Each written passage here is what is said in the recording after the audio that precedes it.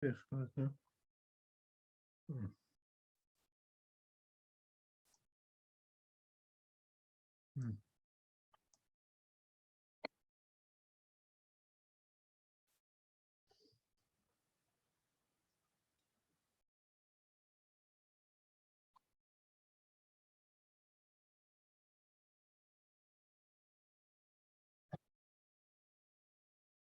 hoor niks meer, klopt dat?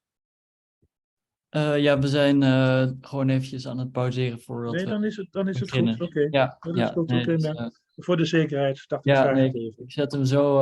Ik ga zo om Nu is goed. om 2 uur ga ik beginnen. Dus dan.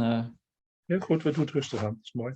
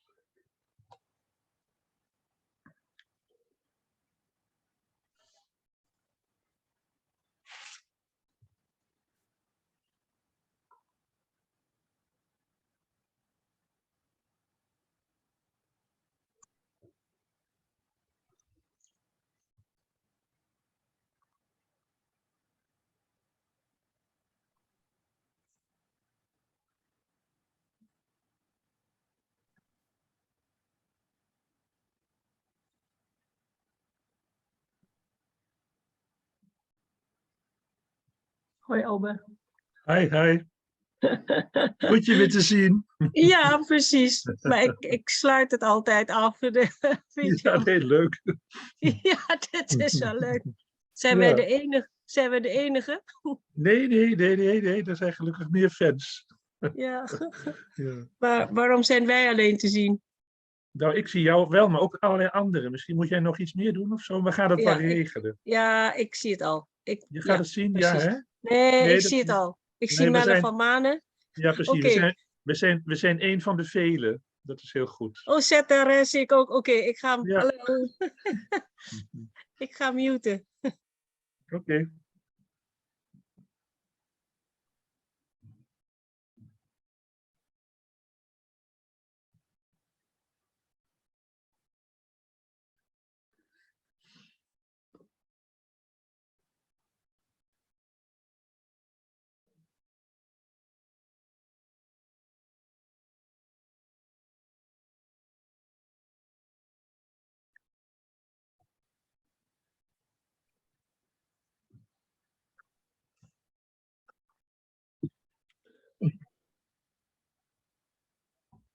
Melle, I think it's time to start.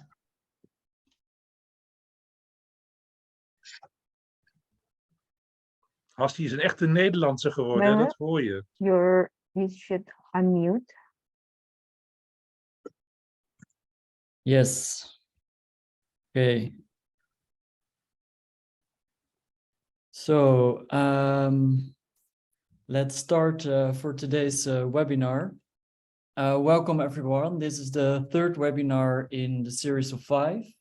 And in this series, Museum het Schip joins forces with Heritage Hands-on, Hoesa Documentatie Architectuur and Yayasan Museum Architectuur to explore the interrelation between architecture and design in Indonesia and the Netherlands. And for that, we have invited various heritage experts, historians, architects, curators, and artists. My name is Melle van Manen, and for Museum het Schip, I curated the exhibition Indonesia and the Amsterdam School, which is the reason for organizing this webinar series. In today's webinar, we have several speakers and commentators joining us. And for their introduction, I would like to give the floor to Anita Lim. She will be our moderator today. Anita is a designer and researcher currently based in Indonesia. After completing her architectural degree at Manggarai University in Jakarta, she worked at several architectural firms, and her involvement in the revitalization of Kota Tua in Jakarta led her to pursue her master's at the Vrije Universiteit in Amsterdam, where she studied heritage studies. And she was also happily one of the researchers and team member in the exhibition Indonesian Amsterdam School at Museum Het Schip. So I will now give the floor to Anita. Anita, could you inform us about the program? Sure. Okay, thank you so much, Melle, for the introduction, and welcome everyone. Thank you for joining us today in the third session of our webinar series. My name is Anita Halim, and I will be your moderator today. In our previous webinar, we've talked about how Amsterdam School architects and artists took inspiration from Indonesian art and culture. So today we would like to discover the traces of Amsterdam School in Indonesia with this webinar, Amsterdam School Indonesia, the same name, and also to look at different art and architecture historical traditions in colonial and post-colonial contexts. But before we deep dive into our topic, I'd like to go over a few items so everyone can participate in today's event. Our webinar today will be recorded and put on the website of Museum Het Schip. So for the purpose of a clear audio during our session, we kindly ask you to put yourself on the mute when our speakers are presenting. And you're also welcome to give remarks and ask questions, which you may send in at any time during the presentation through the chat box. We will collect these questions and address them during the Q&A session. In today's webinar, we will have two speakers and two commentators to give insight and question about the materials. So without further ado, I would like to introduce you to the first speaker today. Setiadi Sopandi graduated from the Department of Architecture, Universitas Katolik Parahyangan in Bandung. In 2002, he got his MA in the Department of Architecture, School of Design and Environment, the National University of Singapore. He is a certified and licensed practicing architect, co-principal of a small practice in Ratata Adilaras in Bogor, and he has been actively involved in research, publishing, curating, and archiving since 2007, with special attention on modernism, modern architecture, heritage, and contemporary art and architectural discourse in Indonesia and Southeast Asia. Recently, also with Masiano Project. He is the curator of F. Silaban Archive in Bogor and co-founder, member, and director of architecturindonesia.org, the first online repository dedicated for architecture archiving in Indonesia. He also serves as a part-time lecturer in the Universitas Pelita Harapan, Tangerang. As a lecturer, Pak Setiadi has always taught his students to approach history with a critical mindset, and I know that because I've got the chance to learn from him also during my early years of architectural education. Therefore, I am really excited for his presentation today, the development of modern architectural styles in Indonesia during late colonial and early independence period. Setiadi, the floor is yours. Thank you, Anita. These are very kind words, and thank you, Mella, for inviting me. And I like to be quick because my slide is very long, a very bad habit of mine. So this is for this occasion, I'd like to share actually a work in progress based on my previous research. It was largely stemmed from my earlier project on Friedrich Silaban, the most prominent Indonesian architect during the early independent years. And from my 2018 residency in Rotterdam, which was going through the archive collection of the New Institute, I'm focusing on architectural practices between 1945 to 57, which is a topic seldom appear as a distinct period in Indonesian architectural history. Interestingly, this early independence period seldom presents it as its own because it was mostly regarded as a continuous political period leading to regime change in 1965. The particular period between 45 until 57 was specifically interesting because it can be regarded as a transition of architectural practice from Dutch or European-dominated profession to the establishment of Indonesian architectural practice and education. But as it is still an ongoing research, today I will only scratch its surface and mostly will show visual impressions of the works compared to its precedents and subsequent developments. From Indonesian social, economic, and political standpoint, this era distinct due to the multitude of international conflicts and internal political dynamics, starting from the end of World War II, Indonesian proclamation of independence, several years of military conflicts, and international diplomacy, which led to the result of the drawn in the 1949 Roundtable Conference between the Kingdom of Netherlands and the Federal Republic of Indonesia. The 1950s was a decade occupied with further political struggles, separatist movements, and armed conflicts, and also first-hand experience with liberal democracy, nationalization, urbanization, and global politics of the Cold War. The decade was ended with the heightening territorial dispute between Indonesia and the Netherlands over Papua, and led to the severance of the diplomatic relationship between the two countries. And it eventually resulted. Yes. Pak Setiadi, sorry. Would you please share a full screen presentation? Because we are seeing a thumbnail. Hold on. Okay. How to do that? Hold on. Oh, okay. Sorry. Sorry. Is it okay now? We haven't seen the screen now. It's strange. Hold on.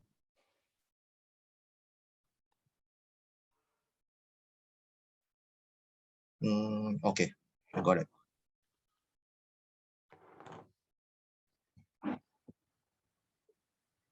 Yes, perfect. Okay.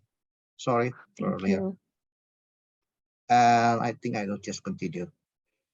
And this period is eventually resulted in the extradition of Dutch nationals from Indonesia. And our specific context today is the nationalization of Dutch engineering firms, putting an end of Dutch architect engineering practices in Indonesia. The decade was also ended with the beginning of authoritarian regime of the guided democracy, allowing different kind of architectural projects to emerge. So in this presentation, I will try to show selected repertoire by some architects working in Indonesia whose career spanned from the late colonial period until the 1960s, and to see the changes in their design language or style within their respective period. I hope we can later discuss how the design language work within their respective social and political context, because I haven't really deep into that things. Being far from definitive, this preliminary observation simply intends to bring out ideas and impression from the protagonists, the architects and engineers, and their works. To start, in the 19th century, we witnessed the introduction of global typology, loosely and generically termed as the bungalow or other variation of the idea of a global colonial typology. It was often an appropriation of local architectural features, mostly to overcome challenges by the tropical climate, but to cater colonists' needs and purposes. This new breed of architecture often uses local sourced materials and techniques combined with imported bricks, rendezvous from Europe, and also styles designed and built by European engineers and builders, either by the public works and private builders, with the workforce from the local craftsmen. And in the early 20th century, we begin to see the introduction of these new building materials and technologies, such as reinforced concrete, iron, and steel, into the Dutch East Indies through several key projects. Despite the design freedom offered by the new modern materials, the earliest modern buildings were in the Dutch East Indies were actually not stylistically modern. They tended to revive period styles or to develop Mannerist design language with eclectic ornamentations. Only a bit later, architects and engineers put extra effort on creativity to develop a distinct localized European architecture. And some even associated with the new style of the aspiration to the new Netherlands East Indies as an autonomous nation state in relative freedom from the metropole. So I think for more detail and elaboration of name, classification of the style, I suppose it's wiser to consult over Norbu's books, which is recently published in the Baukunst, or title in Indonesian as Arsitektur di Nusantara, translated by Bu Hasti. Very good reference to have. The diverse modern architectural style developed in Europe, especially in the Netherlands during the first 2 decades of the 20th century, however, not instantly followed by the architects and engineers working in the Dutch East Indies. We can argue about this later. Some of the design language took years to appear in the colony, while others seem to be entirely not gaining any ground in the tropics. The development of new modern architectural style in the Dutch East Indies only gained a firm foothold after the 1920s and the early 1930s. The build proposal of the Netherlands Handelsmaatschappij by the architects in the 1935 somehow reflected the stylistic shift in the colony. The client opted the modernist, more modern, more simpler, flat roof, climate responsive design, offer a more orientalist proposal by Holwitz, Verman and Kuipers, and also the Barockish design by Schumacher. It's quite a very interesting development, I think. And in the 30s, architects began introducing some more geometric simple forms into the architectural composition, with some variations, of course. Some are combining a new geometric composition, established conventional elements such as the hip roof, while others tried utilizing thin reinforced concrete elements to allow ventilation devices, essential for the tropics, and also to create light and airy building expressions. Some heavily influenced by international style, while others maybe take references, strategies from Amsterdam School and also other decorative styles. This new modern style enjoyed a relatively long popularity among architects until the mid-1950s and adopted by the first generation of Indonesian architects. What I mean by Indonesian architects were loosely defined as architects, both indigenous and also Dutch architects who were working in Indonesia between 1945 until 1957. There are a few names I found interesting and relevant for the subject. And the first one is the Han Groenewegen, short for Johannes Martinus Groenewegen, already established a prominent practice in the Netherlands as early as 1920. He worked on several housing projects until 1927, when he emigrated to the Dutch East Indies. His last commendable commission was, and probably was his most recognized work in the Netherlands, was the Church of the Sacred Heart, highly hardcut in the working class neighborhood in the Horsen, the city of Schiedam. It's very interesting because his design was regarded as a rescue for the newly established parish, because the former plans executed by Pierre Kuipers was proven to be too expensive to build. And according to the church history, he came into the commission because he able to cut a third from the total construction cost by retaining the original plan and rework the entire structure. He employs simple restrained exposed brick facade in the tradition of the Amsterdam School, and kept the finishing modest to the budget concern.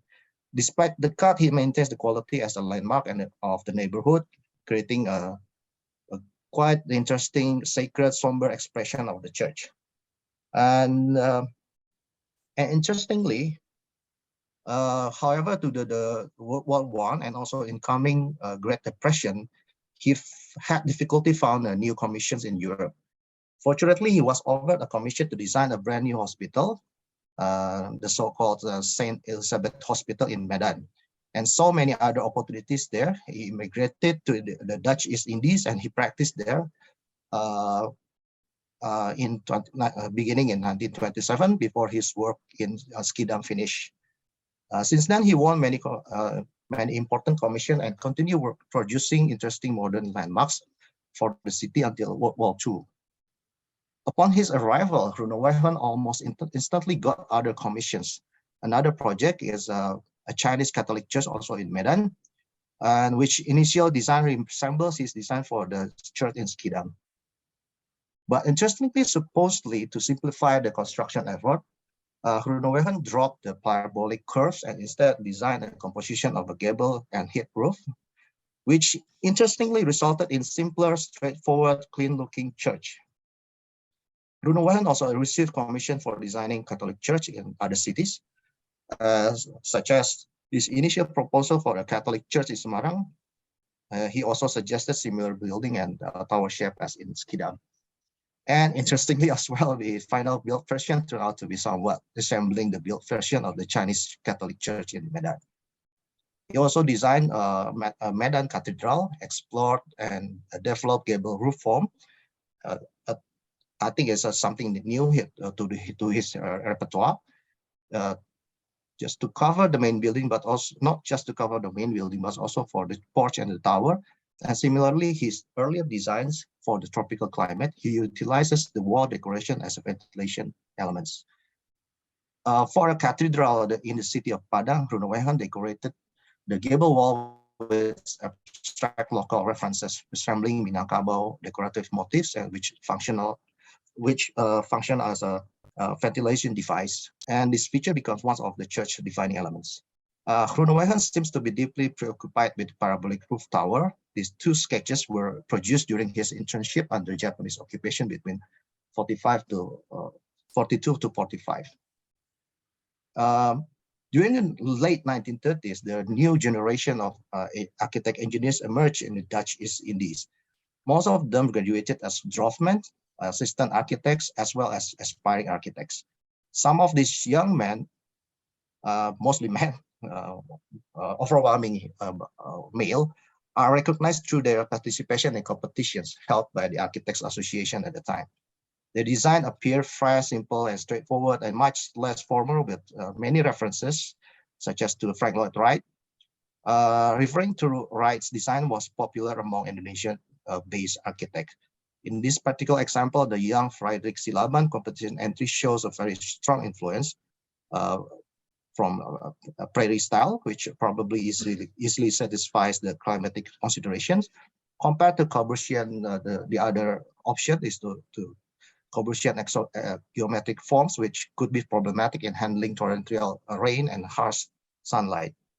Silaban was trained in Technical Vocational School in Jakarta in 1927 and graduated in 1931, and went to work for the Municipal Public Works Department in Jakarta until the war. Aspiring to be an architect, he participated in this kind of competition and gained recognition being an engineer's architect in a Dutch-dominated field. Originality is not Silaban's best ability, but attentiveness to construction, overall composition, maintaining good proportion and scale between elements were his strength. He always managed to borrow appropriate examples, adapting them nicely to his commissioned work. Silaban's entry for another competition shows a very strong influence by Willem Dudok, which also happened to his peers. One of his early built works, a vocational agricultural school in Bogor, Silaban designed the whole campus as a single mass topped with dominated hip roof, fashioned in Dudok's architectural style. This project was commissioned in 1948, quite early, when Indonesia was still fighting for independence.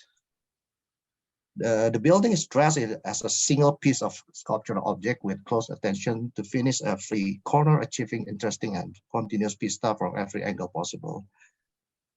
The roof-dominated composition is cherry top with the folly tower, which is the landmark of the whole complex. And during the early years of independence, all formal education were merged into one entity under Universiteit van Indonesia. Former tertiary school for architecture, culture, forestry, and veterinary in the city of Bogor were then merged and reformed as a single entity, a new agricultural faculty under the new university. A new location for the new faculty was decided to be located under the eastern periphery of the city, and the design competition was held, which was open to all architects at the time. Silaban, who lived and worked in Bogor, joined the competition and managed to be awarded the third place. His design entry shows a very similar design language he did for the built works, the vocational school, but with less dominant roof form, emphasizing on the symmetry of the campus and much more formal in appearance. Interestingly, the first prize winner was awarded to the proposal submitted by a Bandung-based architecture engineering firm of Ingenegeren and Freiberg, or to be short, called EBIF, led by architect Gemelik Meiling. The master plan of the campus, despite dominated by symmetrical facades, is not strictly symmetrical. The southern part of the site was dominated by higher buildings around the football field, while the northern side is dedicated for essential lecture functions. The northern part is dominated by a single mass of building with elongated west-east orientation courtyards. This part has a considerable setbacks from the streets, also make it complex look elegant.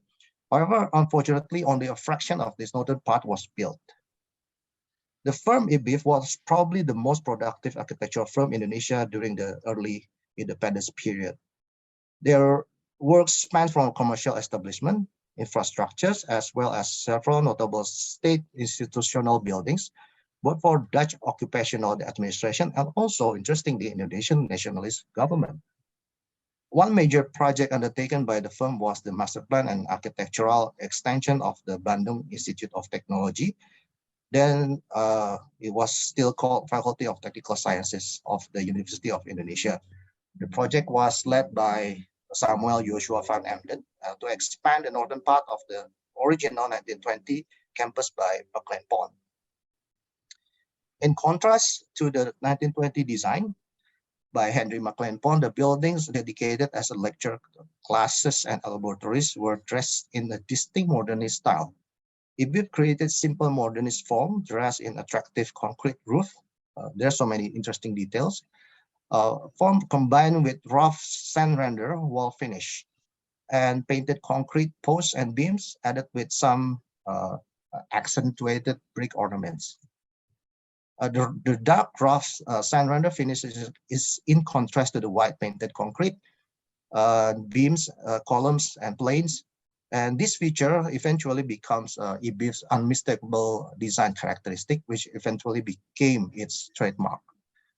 IBIF designed several important institutional projects for Indonesian government. This one, located in Cikini, was created for a state bank, a state industrial bank, established in 1955, features some significant the signature finish with this black dark sand render wall.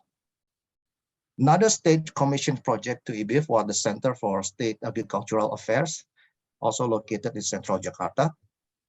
During this construction, it was the tallest building in 1955, flat roof, symmetrical, and 4 stories tall with extra height between floors makes the building appear monumental and distinct.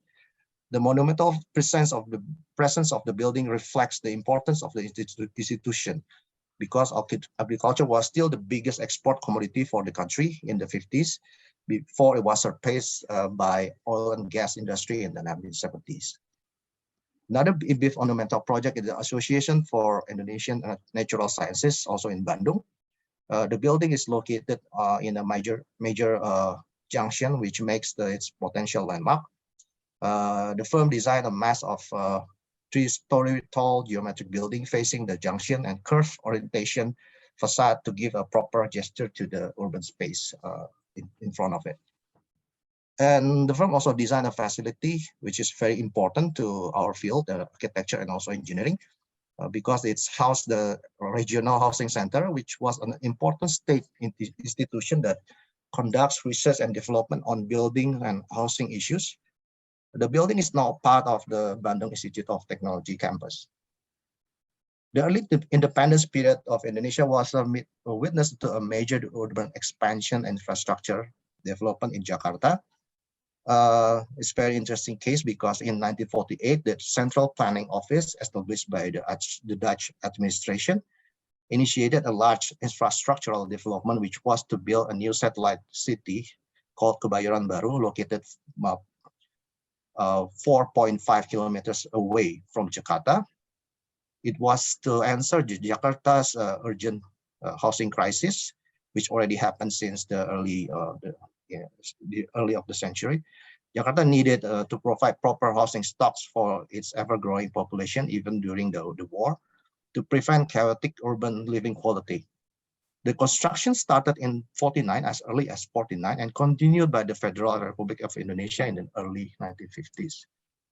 The city, the Kebayoran Baru, enabled architects, engineers, builders to design and build new city, new houses, new infrastructure from scratch.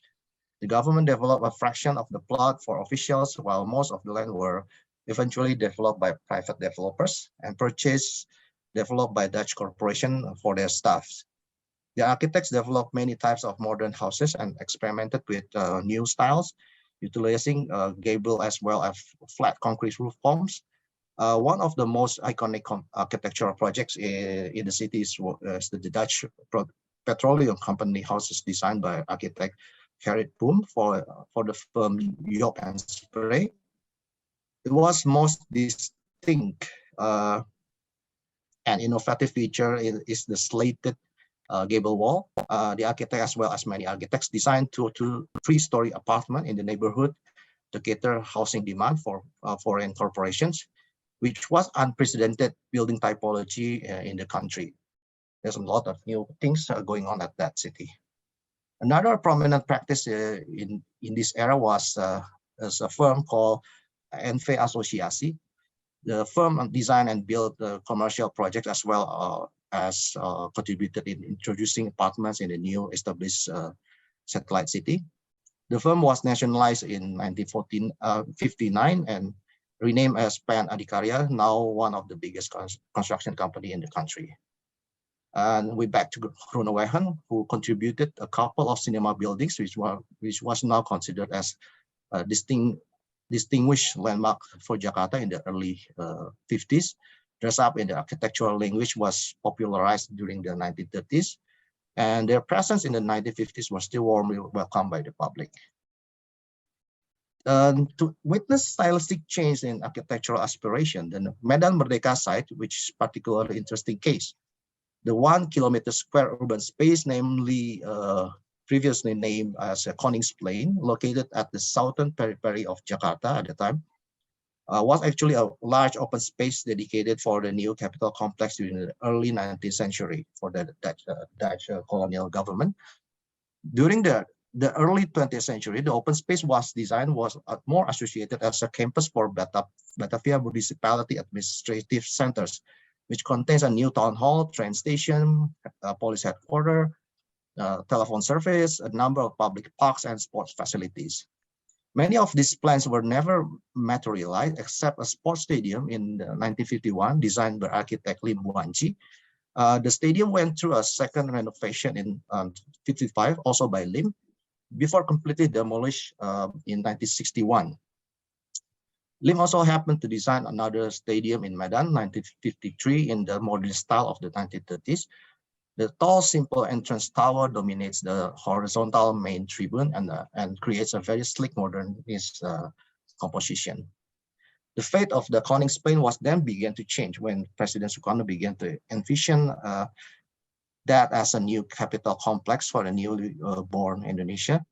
And in the 1950s, the square was sparsely occupied by a few governmental functions, parks, railway station, and stadium.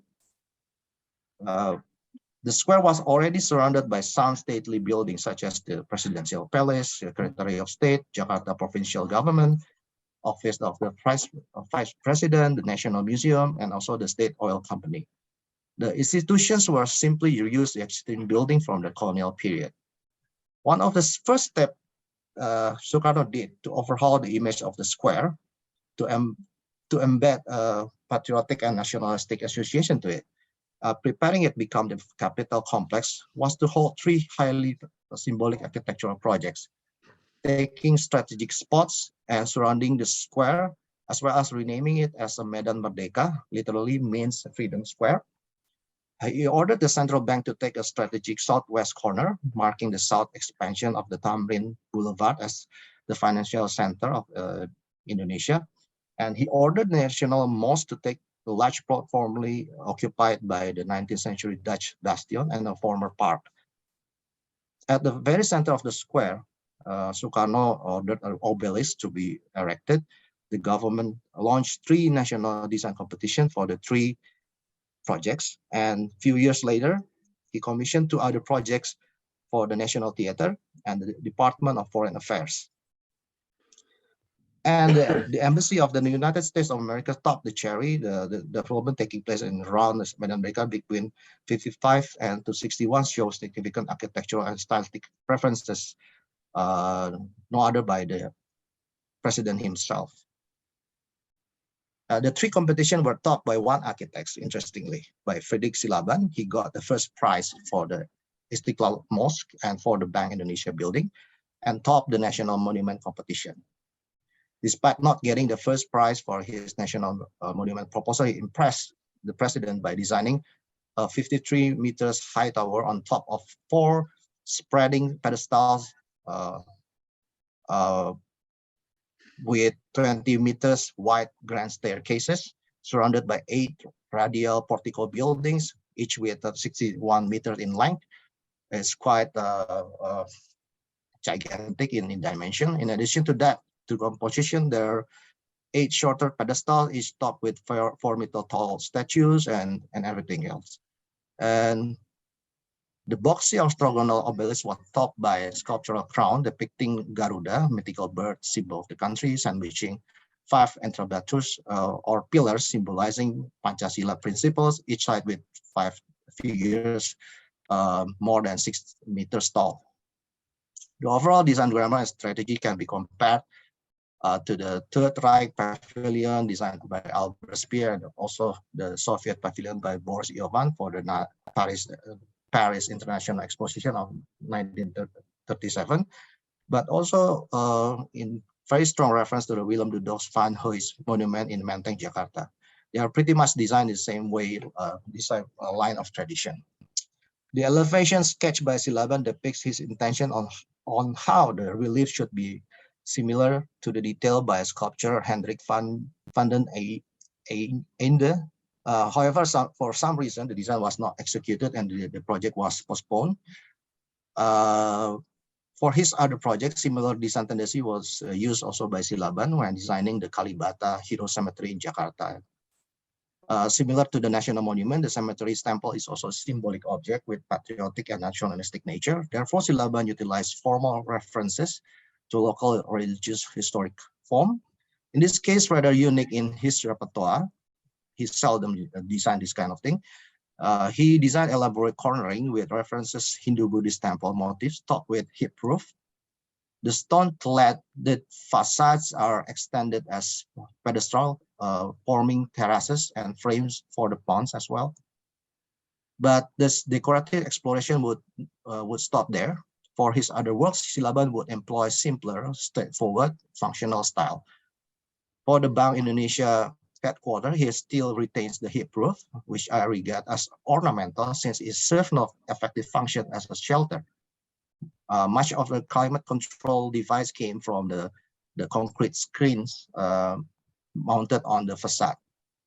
Silaban reconsidered using flat concrete roof for the proposal by the request from the president, but they went ahead with the original hip roof proposal with because of unknown reasons. The period between 61 to 65 was the busiest years in Silaban's career because most of his work were commissioned during this relatively short time. The establishment of the guided democracy enabled the president to centralize administrative matters into his own hands, and particularly directly commissioning, overseeing, and even directing fundings to the state architectural projects, and mobilizing even the armed forces to run the construction projects. While his projects got bigger, taller, and more massive, Silaban employed international style adapted to the tropical climate by providing large overhangs and elaborate sun shading devices. And after undecisive 1955 National Monument Competition, Silaban was invited as one of the jury for the second competition held in 1960. Due to Sukarno indecisiveness, the second competition also failed to select a winner, and even worse, unable to select a second prize winner. Instead, the president decided to award 2 teams sharing the 3rd place. As a very vocal member of the committee, Silaban was losing his patience and urged the president to act swiftly in order to choose a design to be built. The president decided that Silaban, the architect Sudarsono, to collaborate to come up with a proposal under his supervision. Silaban turned out that offer and suggested that two architects produce two alternatives for the president to choose. This is how the design came out. Silaban designed a second proposal, a much simpler proposal, but still very monumental in scale and proportion. In this design, he omitted the multi-tiered pedestal, grand staircases, radial buildings, and stripped down all sculptures. He came out with a very big slab of concrete supported by a dozen of tall concrete columns, very simple in form, no ornaments at all. And on top of it, a concrete obelisk seemingly pointed to the sky endlessly. His second proposal in dress a different fashion compared to his earlier proposal. But yet, due to unknown reasons, Sukarno's choice was not to go with Silaban's design. Instead, he commissioned Sudarsono to work on his own ideas by referring to the concept proposed by one of the third prize winners. The result is a clean reverse pyramid as the pedestal, and obelisk topped with a gold-plated flame. For the national mosque, the Istiqlal competition, Silaban designed a plan which refers to a classical tradition of Middle Eastern mosque, which means he employs a shan or a open space surrounded by porticos before reaching to the main prayer hall. Despite the classical references, he addressed the building in a very simple modern vocabulary. The prayer hall is a square space surrounded by two layers of oversized veranda topped with a 45 meters diameter hemispherical sphere. The third prize winner proposal by Groenewegen was in the form of a gigantic hemispherical dome, 80 meters in diameter, very, very big, almost twice as big as Silaban. The design emphasized on the dramatic effect offered by the size of the dome. A similar strategy employed in the unbuilt Volkshalle by Albert Speer in Germany or Berlin, despite the contrasting difference in size. The third prize winner proposal by Groenewegen was, sorry, not Groenewegen, but this one.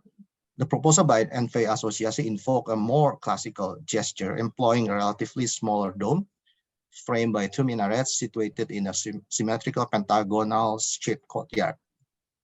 Silaban design turned out to be reductive, selectively omitting many usual visual features common in vernacular mosques of Indonesia, as well as classical Mughal or even Middle Eastern Islamic motifs. Instead, he introduced repetitive monumental columns clad in marble, removing clues of human proportion on the facade. This way, the mosque appeared elegantly modern and at the same time futuristic. And the years between 58 to 65 were also dominated by massive development of clean-looking, monotonous, large building and infrastructures. Winning a bid of hosting the 4th Asian Games, Jakarta went to an overdrive by commissioning large-scale construction projects. Soviet Union offered a soft loan engineering expertise for Jakarta and the Asian Games complex, located between the Jakarta and also the settled town of Kebayoran Baru.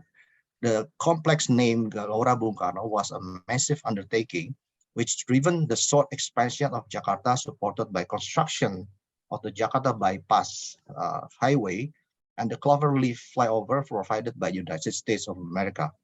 The bypass helped us expand Jakarta to the east, linking the future industrial estates by a highway to the port of the Tanjung Priok. The road also links Gelora Bung Karno Sports Complex, so it was integrated into the first ring road of Jakarta and effectively helped expanding the city to the west and also to the south. So the project makes the Jakarta 2 times bigger than it was. Satyadi, The building, yeah. Sorry, would you mind to finish in 1 or 2 minutes? Yes, of course. Thank you. The building in the sports complex was also intended to cater 1,000 of spectators. Crown Jewel, the main stadium, was expecting 150,000 at the opening day, and it was so big at that time and also big now. The venues were far from the only thing that marked the era. In the southern corner of the complex, a large plot was dedicated for the athletes' accommodations. And to formally welcome to cater all the athletes and the international delegates, Jakarta constructed the Tamrin Sudirman Boulevard, a 5-kilometer street that would become the financial center of Jakarta today. The boulevard stretches from the north to the south, spans from the Kemayoran Airport at the northeast side to the southwest, where the Asian Games venue was located. So it moves a lot of things at the same time. And state commission architectural projects were significantly becoming bigger and massive in scale, far beyond the biggest architectural projects commissioned in the 1950s. The unapologetic monumentality expressed by Silaban design language, strengthening the identity of this particular set of project commissioned during the guided democracy period. As a project in progress, temporary conclusion of this presentation is that there was a significant development happening in the mid-50s in commissioning, architectural commissioning, as well as architectural strategies employed by the architects, which resulted in totally different temperament and expression in Indonesian modern architecture produced between 1945 until 65. This study will become more convincing if we take into account more practices and projects in and outside Jakarta, of course, and include younger generation of Indonesian architects, especially that emerged in the early 1960s. So that is my presentation. I'm hoping forward to discuss this with you all. Thank you. Thank you so much for Pak Setiadi for your such a comprehensive overview of the architecture history in Indonesia. I think I'm especially interested in seeing the architecture of the architect Groenewegen, because it seems like he and also Liem Bwan Tjie has done like a similar thing, because their first practice they have a chance to work in the Netherlands, and they built some buildings resemblance on Amsterdam School architecture, and then when they continue their practice in Indonesia, then I think they are losing the style little by little, probably because adjusting to the climate, but maybe we can discuss this later during the Q&A session. And now I am pleased to welcome our second speaker, Johannes Widodo. Dr. Johannes Widodo is the director of the graduate programs in architectural conservation at the National University of Singapore. He is a founder of MAAN, or Modern Asian Architecture Network, an executive committee member of the Asian Academy for Heritage Management, a jury member for the UNESCO Asia Pacific Awards for Cultural Heritage Conservation, and a member of the ICOMOS International Scientific Committee. I first met Pak Johannes Widodo in a workshop in Bangka, Sumatra many years ago, and I remember that he's a great educator with a lot of passion in sharing his knowledge. So I'm really looking forward to hear his presentation today, titled Grounded Modernity, Transplantation, Adaptation, and Rationalization. So please welcome Dr. Johannes Widodo. Thank you, Anita. Is my voice clear enough? Is it okay? Yes, it's clear. All right. So thank you. Don't worry. I'm not like Setiadi, who has more than 60 slides. Well, I only have 15 slides. So I'll try to be brief, because I think it's more interesting to have a discussions rather than a monotonous presentation. I just want to provoke something here. Well, Chung has a very, Setiadi has presented a very comprehensive archives of building styles and also chronological counters of the architecture in Indonesia. And as Anita said that at the beginning, the previous session is talking about looking for the trace of Dutch architecture or Amsterdam schools in Indonesia. So I remember Rabindranath Tagore from India. Yeah, he also went to Indonesia with the intentions of looking for the trace of Indianizations, how great the Indian culture is.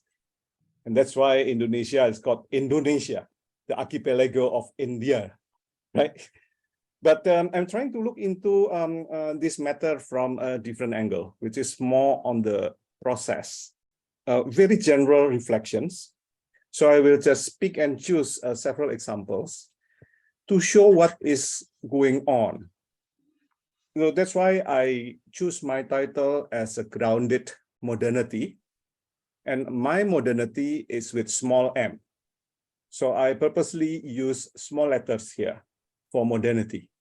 because I'm not talking about the iconic modern architecture.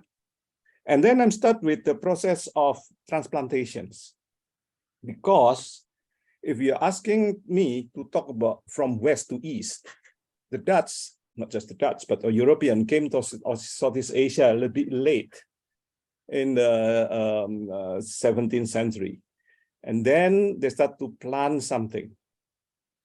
And then because of the different climate, they force them to adapt into the local conditions in order to look for comfort. So I'm starting with the 3 C's. The first C is climate, which is the most important aspect in this process of transplantations. And second is culture, different lifestyle, different mindset and way of thinking. And the third, the most important thing, is the human factors. We are looking for comfort, something comfortable. So let me start with give you an examples of this kind of typology that is being transplanted from the 4-season countries to the very hot and humid Batavia, or in Makassar as well, or in different port cities in Southeast Asia. The boat, the VOC boat came to Southeast Asia with a load of not trade goods, but stone and bricks as a ballast. Why? Because they want to grab something from Southeast Asia and bring it to Holland. But the empty ships cannot sail the problem of stability going around the ocean. So that's why they carry a ballast, and that ballast will be translated into fort and the first buildings set up here. So you can see here is a typology with a very little eaves, very steep roof, very big windows, and very little ventilations. Of course, it's not difficult to imagine how stuffy and uncomfortable living in this kind of situations. Even there is a fake or dysfunctional fireplace, or even chimneys. That is not really a chimneys, it's just for the sake of style. But this is a kind of styles and understanding for the first newcomers coming to this land. And then after several years, half generation, 2 generations, everything changed. Comfort is number one. So rather than to live inside the room, we move everything into the veranda. So even the British, they invented the so-called the bungalows typology. It's from the Bay of Bengal because of the monsoon climate. So the humidity was defeated by the wind and cross ventilations. So we can see the eaves getting bigger. The shadow is become very dominant.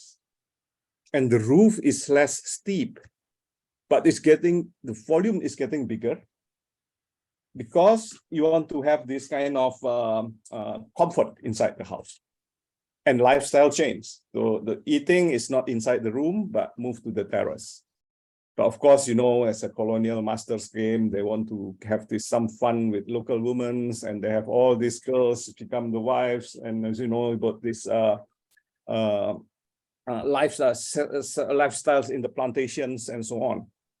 Even if you look into the house in Manado, for example, on the left or on your right in Jakarta, you see there is a garment, and the garment is like a skirt. And so you wear hat and skirt, and because you want to have this comfortable life and lifestyle. Then come the so-called the modernizations. And these modernizations come together with the colonialism, economic colonialism intent by the introductions of the sugar law and agricultural law in 1870. Is the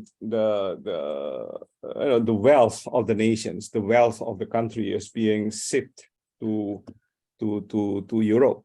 Even the development of the harbor or the city of Semarang, for example, is started by the development of the harbor and the railroad. And the railroad is to carry the result on the tobacco, like thick wood, and all these colonial economic products to be shipped to to the west. And of course, the groups that is enjoy this wealth is the middleman with the Chinese populations. The Chinese people act as a middleman of the colonial economy. So we have the expansion of international trading ports like in Batavia, Semarang, and Surabaya. And obviously, Batavia is not the best one. Maybe Semarang is the best one. Why? Because Batavia is called Tanjung Priok. You know, Priok is just made of stone. And Surabaya is only perak, it's only silver. But Semarang is gold, it's Tanjung Mas.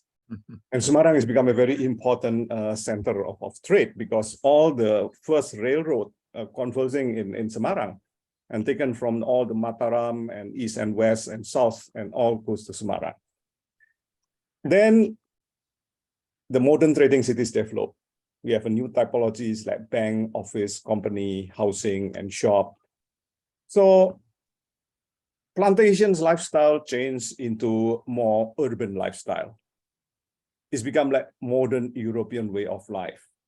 Even the Chinese, the rich Chinese in Indonesia, like Wee Tiong Ham, the sugar king, is adopting, it's become Europeanized. So it's social mobilities. So they become more Dutch rather than Chinese, and definitely it's not locals. And of course, the colonial society was divided into Europeans, the foreign Eastern of Vreemde Oosterlingen, and inlanders.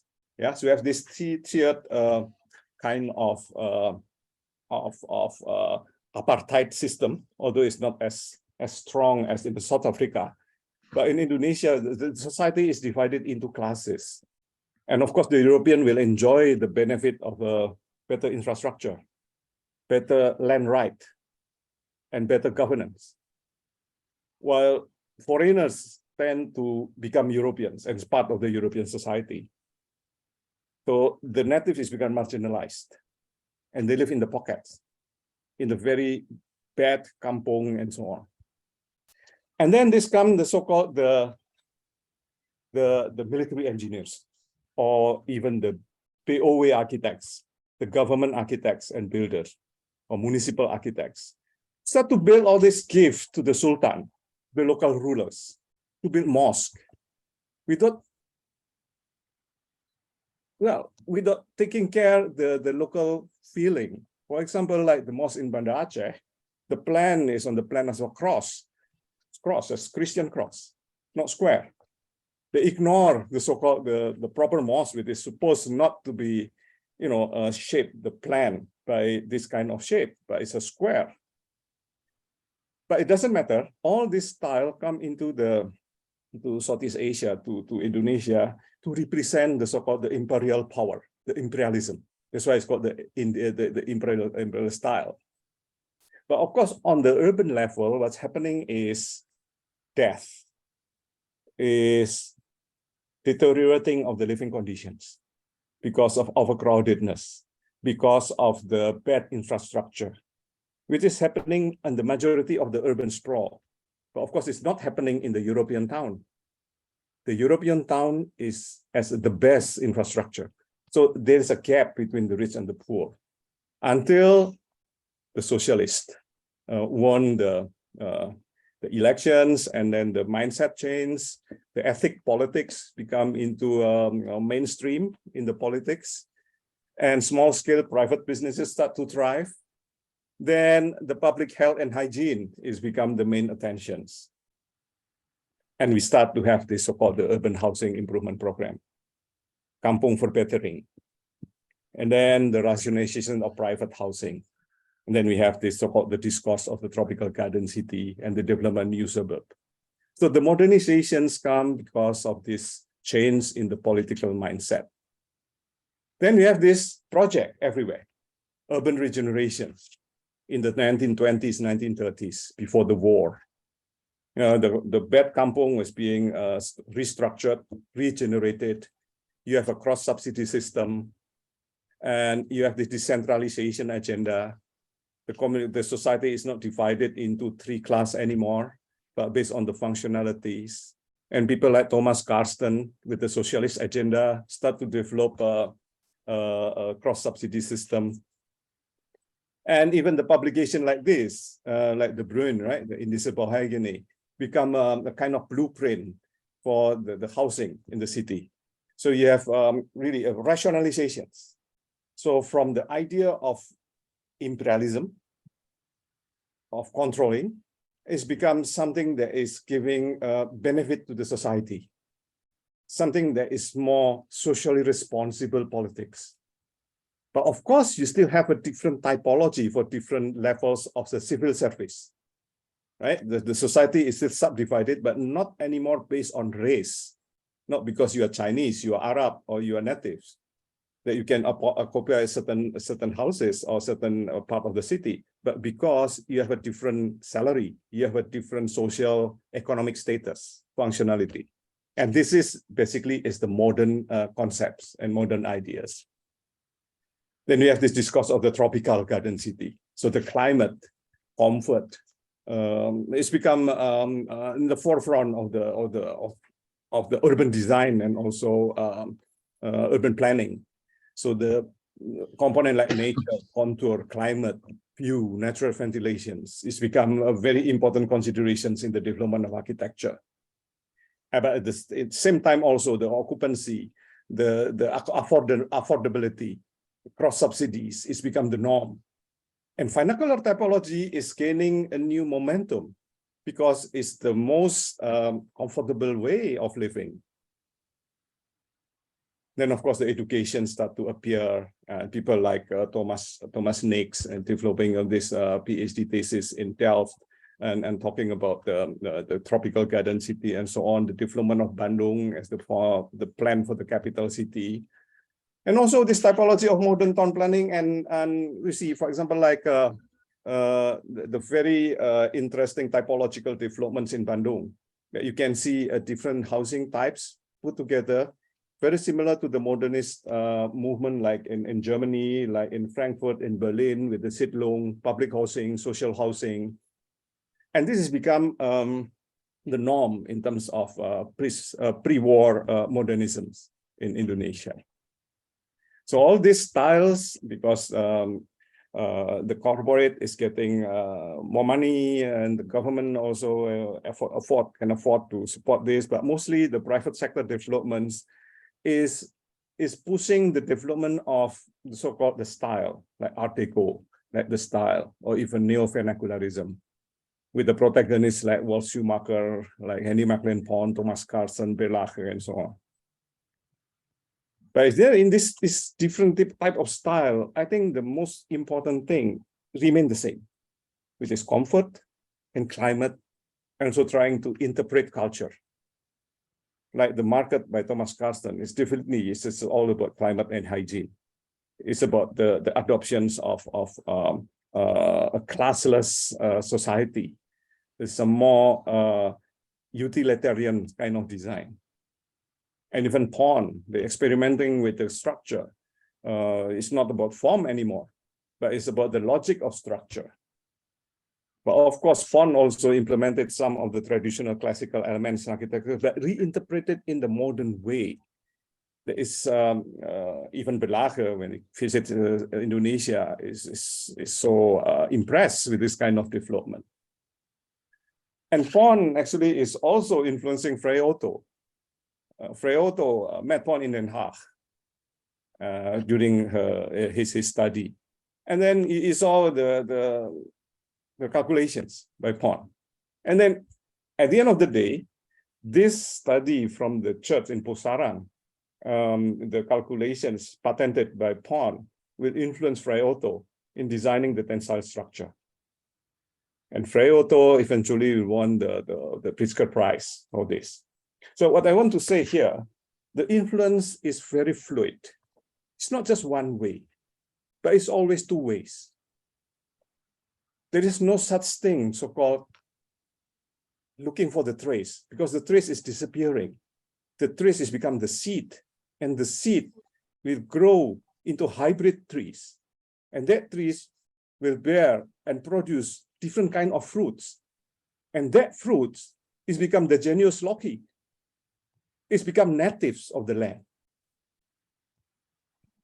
And this is what Berlage said in 1923. Same words that is almost like Tagore, when he's looking into the trace of the great Indian civilizations in Indonesia. Velasquez said, over there, of course, modern architecture also constructively started with purifications on practically the same ground as in the motherland. The traditional classical form had been replaced by realization of more rational idea. This is very common. It's understandable coming from the Eurocentric point of view. This is Helen Jacobs when he commented on the books on the product of Carsten and Mecklenburg. The architecture of Carsten and Mecklenburg indeed went very far towards establishing a style springing genuinely from indigenous idiom, drawing on local structural and symbolic elements, while making provisions for the technical, economic, and social needs of a changing country in the changing world. So I think we are looking into these two contrasting views. But what is happening in Indonesia, in the colonies? One party said, yes, thanks to the motherland, thanks to the idea from Europe, that we give you modernity, we give you new social values. And this is a typical Eurocentric view. But on the other hand, when you look into what's happening on the ground, it's a different kinds of cultures, modernity that grows from the ground. And that is what we reflect in 2001, when some of the Asian architects start to discuss this.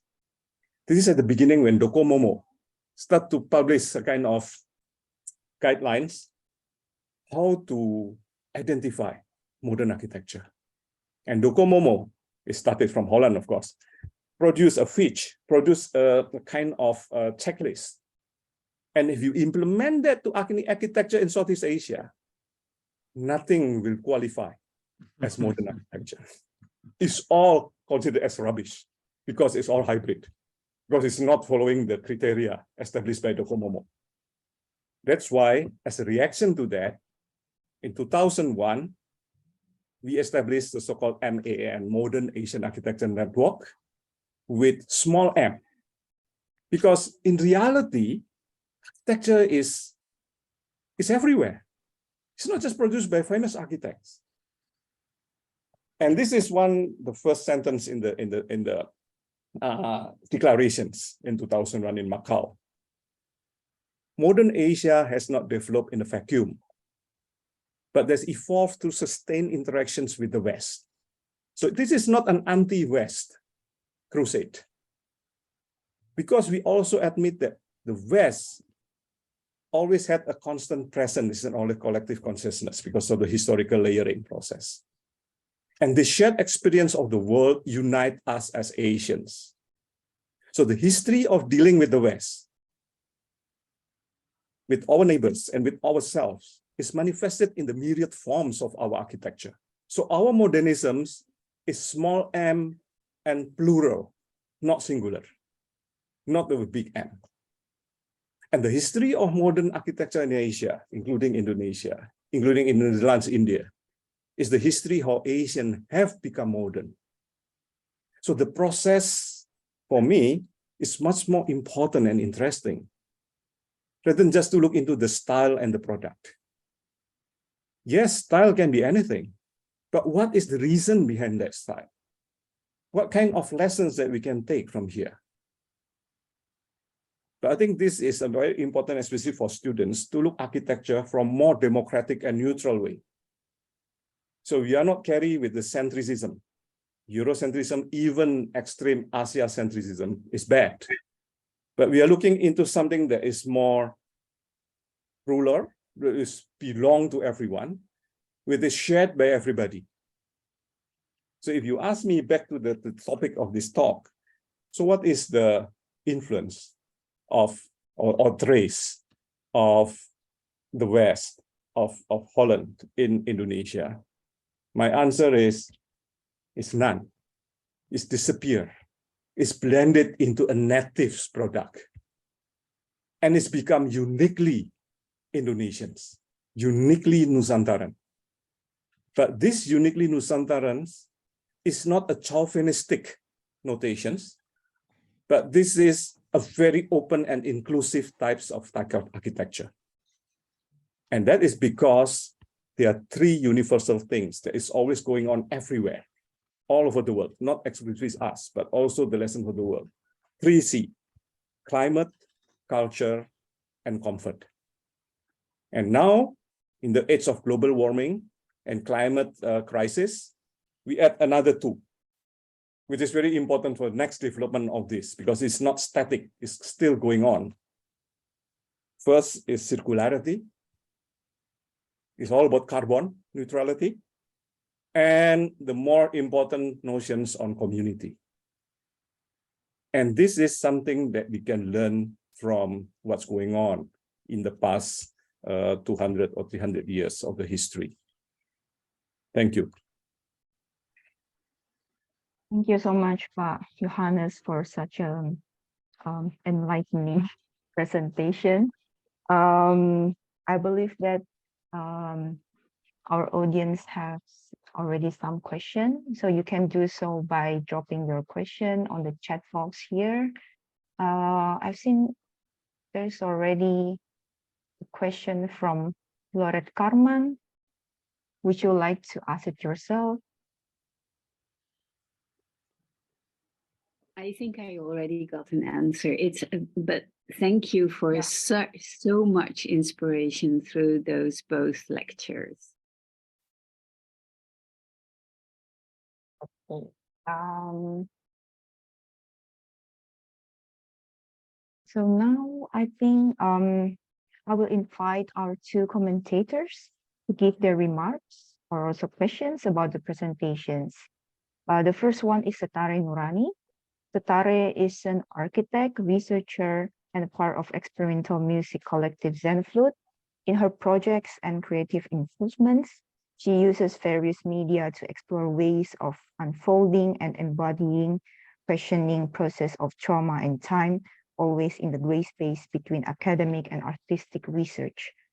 Her current research at New Institute focuses on qualitative paradigm-shifting notions of decoloniality, feminism, queer ecologies, agencies, and implication of the collective more than human body in architecture, its heritage, and its multifocal future as a part of the new project Collecting Otherwise and the cross-institutional critical visitor. Setare also holds an MSc in architecture at KU Delft. Please welcome Setare Nurani. Thank you so much, Anita, and thank you, Johannes and Setiadi. I realize that this is a kind of an old bio, so I think for short, I'm a researcher at the Nieuwe Instituut, and I work as an architect, and I think that's all the audience needs to know. As for my response, again, I found these two lectures really enlightening, and for myself, currently being occupied in various research projects at the Nieuwe Instituut. One of them is indeed called Collecting Otherwise.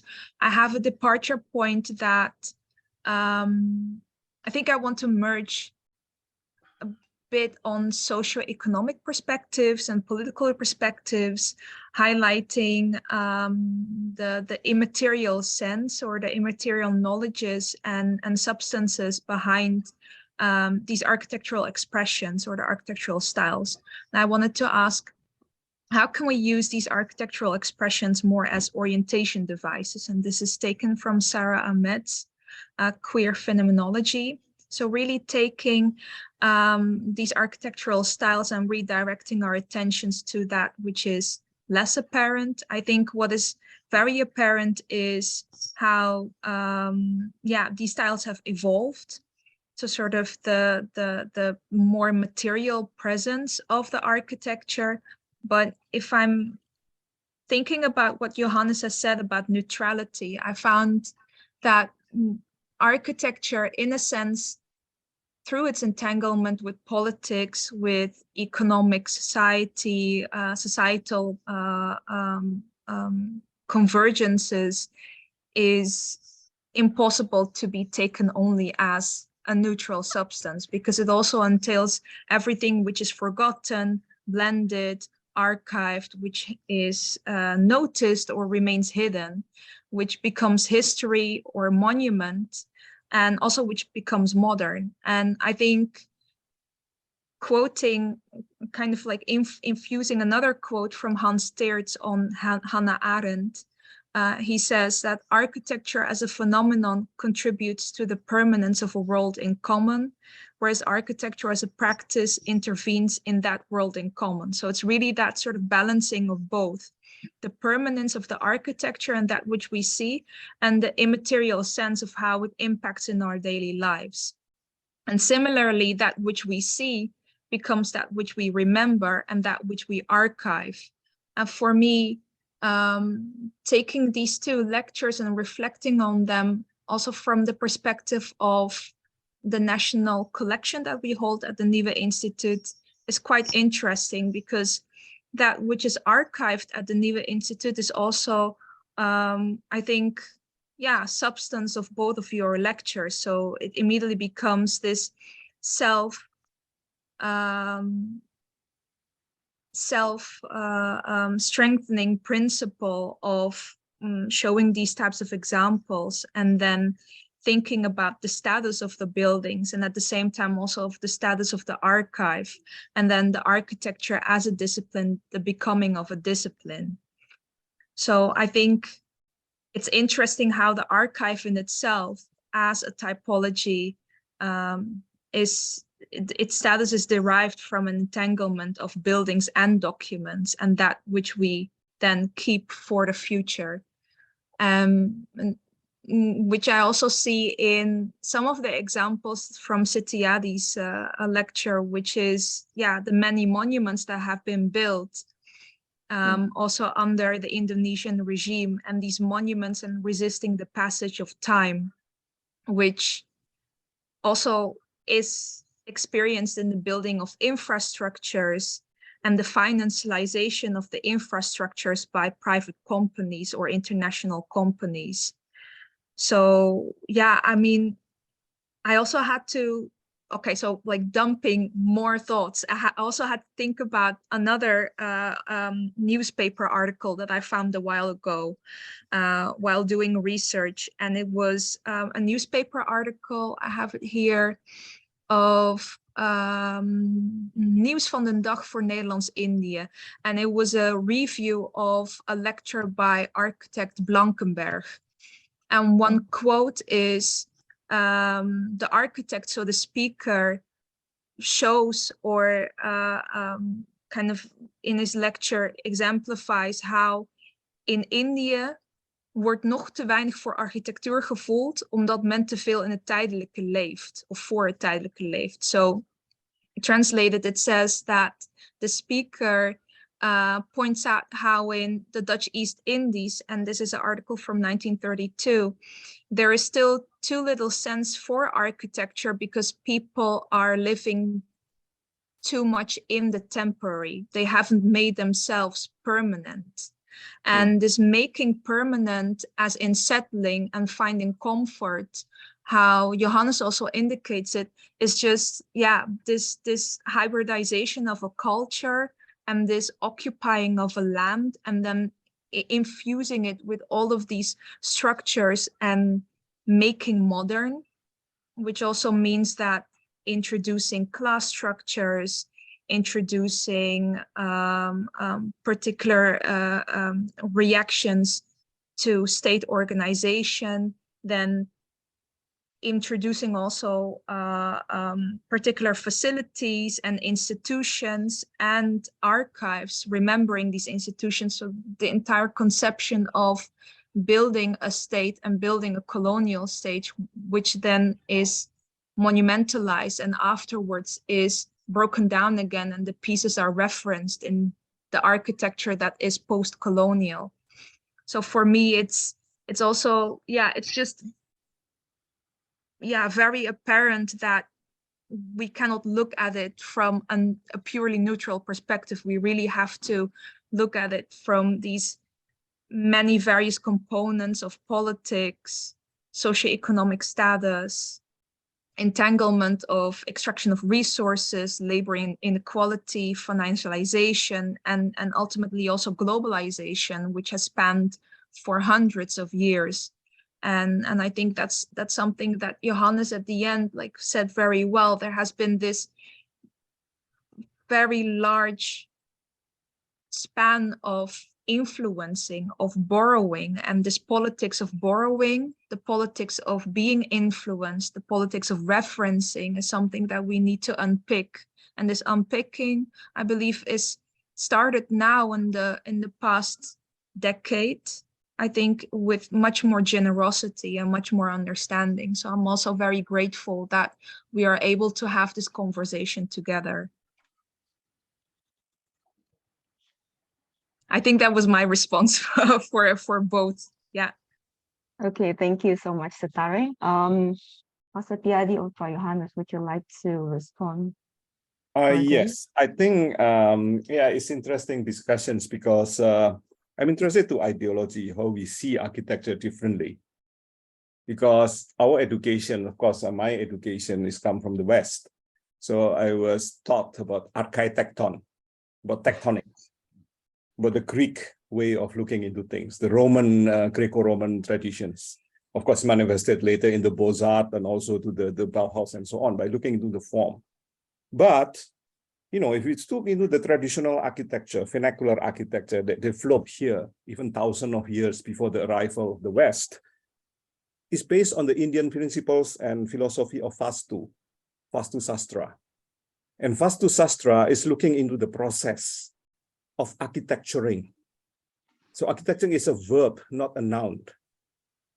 And this is, I think, is also become a different standpoint when we try to interpret permanence, right? Because I think for us, for Asians here, most of the traditional people in Bali, in Lombok, in Kalimantan, everywhere, even in Thailand and so on, the intangible is permanent. Well, the tangible is temporary. So you can break it down. You can recompose. You can play with that without any guilt, right? There's no rules regarding the so-called form or style. But the most important thing, of course, is the mandala, the orientations, the value and belief system, the spiritual things in related to the form, the vastu. So now when we teach our students, what I mean by neutrality is to teach both, not just one-sided. Of course, I believe that architecture is not value-free. Even when I say modernism with small m and plural, I took sides because I'm fighting the big M and iconic modernism, right? But this is for the sake of rebalancing the power game in architecture. Yeah. I honestly think that this is like this is super elucidating, and for me, there's such beauty to think that the intangible is permanent and the tangible is impermanent, and the same thing with that which haunts us in the present is always the past, but it's also at the same time it is the future. And thinking about that, it bringing it back to the archive and bringing it back to the national collection that we have here, all of these different entanglements, they come to haunt us and we cannot escape anymore. And I think this reckoning for me is a beautiful moment of, yeah, opting to teach both and opting to orient ourselves differently. So yeah, thank you. Okay, Pastor Tiadi. Thanks, Setare, for picking up few things that I think probably the fundamental motivation for what we have been doing for the past few years regarding how to process the architectural history, and to bring it to larger audience, to research, to publication, and also exhibitions, because it was not something very theoretical or something that is only produced for academic exercise here, because in a lot of reasons, many conservation efforts in Indonesia, because it was a huge thing going on in Indonesia, we think that we need a very good processing method or processing ability or tradition even to look at architectural heritage or whatever it is, whether it's a architect's design building or vernacular modern buildings or whatever it is, or even infrastructure. We have to be well equipped with critical thoughts about how certain kind of monuments or certain kind of even a piece of historic walls probably to be able to understand that clearly and to understand what kind of power being in play in certain kind of government inception projects or something like that. Because our recent preoccupation, I think it's 2019, we were actually proposing an exhibition and also research project called the Occupying Modernism. Is actually an attempt for us to bring the Indonesian public, at least the design communities, to really look back at our recent modern heritage, such as the sports stadium built in 1962, which was recently injected with the political association during the 2018 the 18 Asian Games, which is completely a modern creation of the same building with a very different image to promote a certain kind of political imagination to the Indonesian public. So it's a very interesting case that happening at the moment in our current government regime, and taking something that was already there at the 1962. This is happening at the real time for us, and I think it's very important for Indonesian architects, conservationists to be very, very aware about what kind of forces, association, appropriation, utilization of also many things in Indonesia at the moment, because it's a very lively thing at the moment. So thank you for bringing that up, and I think that's one of the very reasons that we do this kind of work, archiving, establishing in the Indonesian Architectural Museum and things like that. Okay. Yes. Thank you, Thank you so Pastiani. much. Would you like to respond again, Satare? All right. So let's go to a question from our audience, from Sylvia. Are you able to speak, Sylvia? Okay, I will just read the question. What do you think of the cultural appropriation of Indonesian element in Amsterdam School architecture? Yeah, I'm not sure about colonial expositions, for example, like, well, appropriation, it depends. I think the question is really about ethics and respect. As long as it's respectful for the sake of nostalgia, that's fine, right? So you put up all this Minangkabau roof in somewhere in Holland, that's fine, and also the ornament and so on. But for example, like putting together like colonial expositions by bringing naked Balinese lady to Holland during winter, just for the sake of shows, for exotic animals, that is non-ethical. So I think the question is always come back to us, whether it's ethical, whether it is non-ethical, whether it's appropriate or inappropriate. So I think this is boiling down into the heart of the design itself.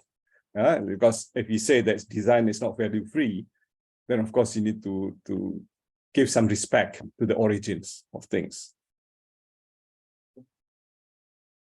Satyadi, would you like to respond? Yeah, I think I just want to add one more thing to Johannes' comment. I think it's if we can apply equality to that, I think that's fine. So if the West is taking advantage of the East, so the East also can take advantage of the West. So become equal, and probably can be explained as trade. No, I think what happened in Kyoto and important, Macklin Pond is a good examples, right? Yeah, yeah. Kyoto Yeah, and as long as we can, we all solution. can take advantage of whatever it is. True. All right. And now, please welcome our next commentator, Obe Norbros. Obe Norbros graduated in architecture and urban design in Delft.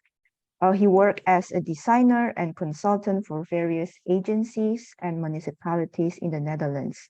Interested in architecture and urbanism from the colonial past, he expanded his field of research to Indonesia, where he researched Western architecture in Indonesia from the beginning of the last century, summarized in the book Arsitektur di Nusantara, which you can download for free in the website of Heritage Hands-On.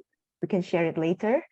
And then he wrote the books Landmarks from a Bygone Era and Architecture from the Indonesian Past, about life and work of the architect combination Halfred Vermen Kuipers from the period in question. As a commentator, he posits the statement, the Amsterdam School has not influenced pre-war architecture in Indonesia. So please welcome Obe. Yeah, thank you. Thank you. Yeah, what about that comment? Indeed, I did research a lot of the works of many Dutch architects in the colonial period, and I had to come to the conclusion that I hardly find anything from the Amsterdam School. But let's talk about it later on. I would like to reflect on the presentations of Johannes and Setadi. Maybe good to do that in some questions, if you don't mind, instead of having some comments. Johannes, I thank you a lot for the inspiration in your presentation. I mean, we can talk quite dull about architecture, but yeah, but there's much more than the building in it, and that's what you did present. You quoted the words of Berlage and Helen Jessup. For Berlage, architecture had to be, as you know, rational and new. Rational, that was actually his basic word. McLean Pond and Karsten came up with an architecture based more on the Indonesian past, as we know. And it was quite humoristic that Jessup justifies this by stating that their architecture also corresponded to a new era. But actually both Jessup and Berlage were rationalists. Modern architecture is rationalistic. And my question to you is, do you have to be rationalist as an architect during this age, or isn't it better to be an idealist? Well, I think architecture is always a mix of both. I give you one example talking about the contemporary architecture. I just want to use my building that I use now at NUS in Singapore. It's the first net zero energy buildings, but basically it's vernacular architecture. It's not rocket science. It's just a stilt house typology facing south with the big eaves, with cross ventilation and so on.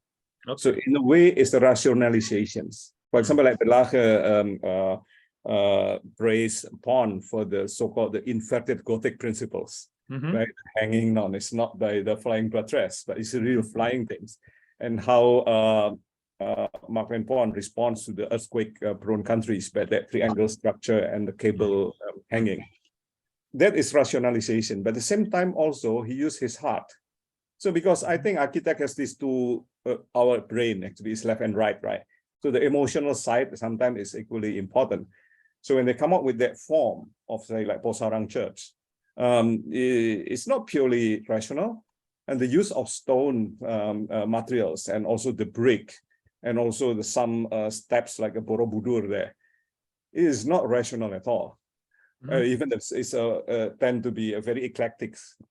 But I think the beauty of architecture is that we have this freedom of experimentations. And this freedom shouldn't be limited by grid or by calculations, right? So I think to answer your questions, it's both. So we have to be balanced in that. In terms of teaching our students to do that, we have to develop both sides of the brain. Okay, thank you. But what is your point of view about the present modern architecture in general? Well, I thought I want to link that with the questions there about Yeah. shopping mall, right? And Yeah. market and shopping mall. Yeah. Shopping mall is definitely a capitalist American typology. Mhm. It is nothing to do with something so-called our traditional market. Exactly. Yeah. Exactly. And see what happened in Pasar Cinde. Yeah. Yeah. Palembang, how the modernist architects, the shopping mall destroyed the work of Carter. Yeah. Also Johar in Semarang, how they aircon everything. So I think this is a real problems that we face today, that we forget about the real spirit of the original design. Yeah. Yeah. Yeah. May I have the same question to you, Satyadi? Sure. What is your point of view? What about the modern architecture in general? I miss sometimes the spirit. Am I the only one? I'm not really sure how to address that question. Since I think the idealist mentality, I immediately thinking about the state of mind of the architects, especially the modern architects like Silaban and also the 1960s Indonesian architects trained in Germany or even in Indonesia. They all were idealists in some sense, in certain at a certain point. But of course, in terms of having their work to carry on and to execute, there has to be rationalist, has to be rational in their actions and to deal with clients with this certain kind of client request or brief or situation or even the context of the country or the situation that we are living in. We can be idealists, and some architects probably born to be a pragmatist, but most of the time, and the nature of architectural education and also the profession is tends toward to be idealist. But at a certain period of time, we can afford to be more idealistic than the most of that some other times. So I think the problem with our current situation that we cannot really afford to be idealist in too many sense. We have to be realistic and to work on whatever we have at hand and to be more critical to whatever we touch or we design or things like that. So it's about situation and about the context that. So I think architects cannot afford to be not idealist, but the situation limit ourselves to do whatever what we wanted. Okay, thank you. I hope that responds well to your question. Okay, Obe, are you satisfied with both the answers? Yeah. Nee, but I have more questions. So later on. First. Oh yeah, sure. Okay. Sure. I'll get back to you. Okay. So from the audience, we have a question from Amirul Faras. Would you like to ask the questions yourself, Amirul Faras?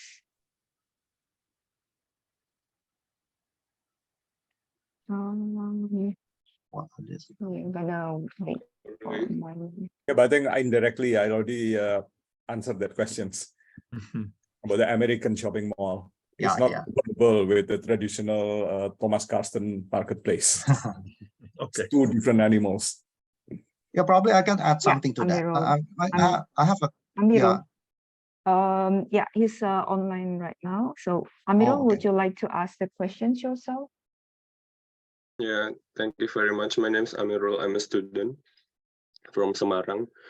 And I think Pak Johannes already answered some of the question, but I'm still interested about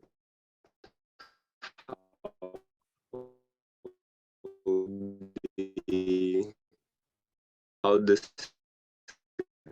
significance of this market change, because earlier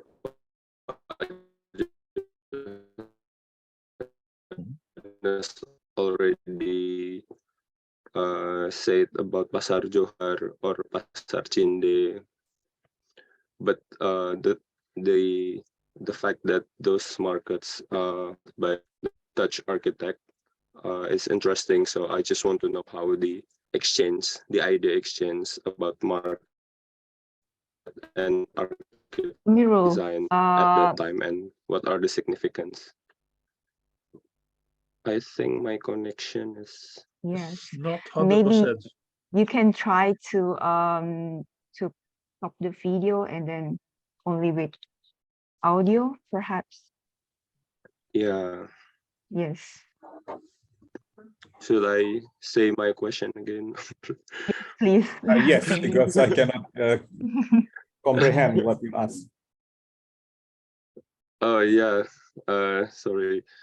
I think Pak Johannes already answered some of the question, but I'm still interested about how the examples like Pasar Cinde or Pasar Johar as a not only as a building typology, but also as a product of the cultural exchange between East and West, because we have our like traditional market space and place, and Okay. I also want to know how those place has any significance with colonialism and cultural exchange at the time. Thank you very much. And I think for me, like Johar, like Cinde, whatever, and also Thomas Karsten project like Theater Sopokarti, for example, and also the housing in Melaten and all these urban developments everywhere, is the very strong social agenda. I think social agenda is a very universal in that sense.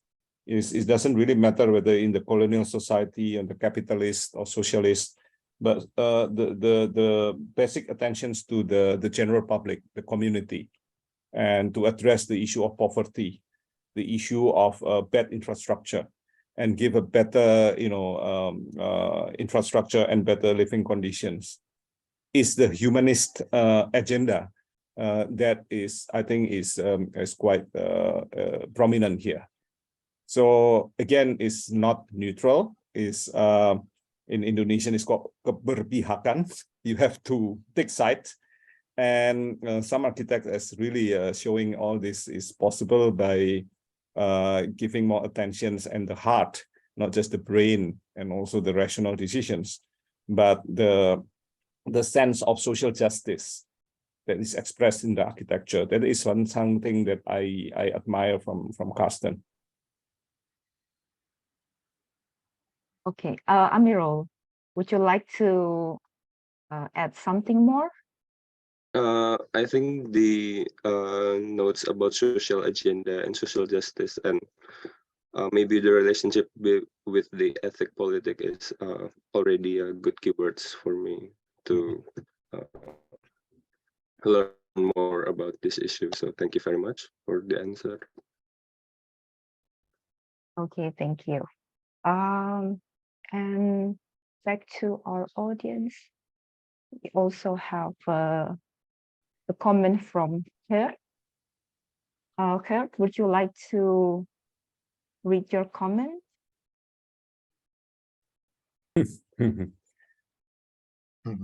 Steady, are you still around? Yeah. Should I? I think so. Your turn. So I'm just reading it. Third comment. The strange thing is that the Dutch architects, in my opinion, have a more daring and vivid architecture in Indonesia than. I think I can comment that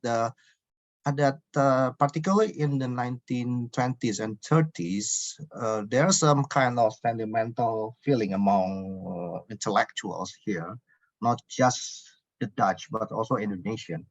And also the idea of having a cultural distinct country at the Far East, the so-called Netherlands East Indies, is as an independent political entity is so overwhelming at that time. So it has, even though some of the architects probably not that agreeable to the idea of an independent colony of the Dutch East Indies, somehow the idea of getting together the East and the West in the cultural expressions are so popular and are so so acceptable to being well accepted by the public, not only by the masses but also by the elites.